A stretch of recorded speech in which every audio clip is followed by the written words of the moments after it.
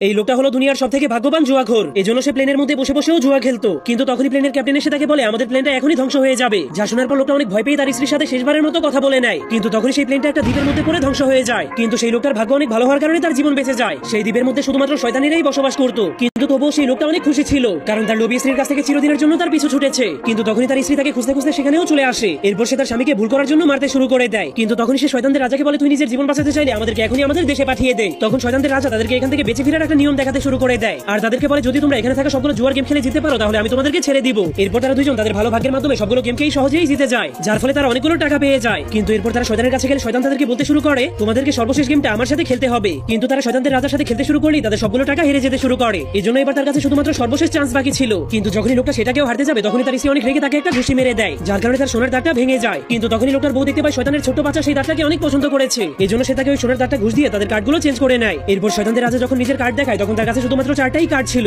কিন্তু সেই লোকটা নিজের কার্ড দেখানোর পর তার কাছে 15টা কার্ড ছিল, যার ফলে শয়তানদের রাজা খেলায় হেরে যাওয়ার কারণে তাদেরকে তাদের দেশে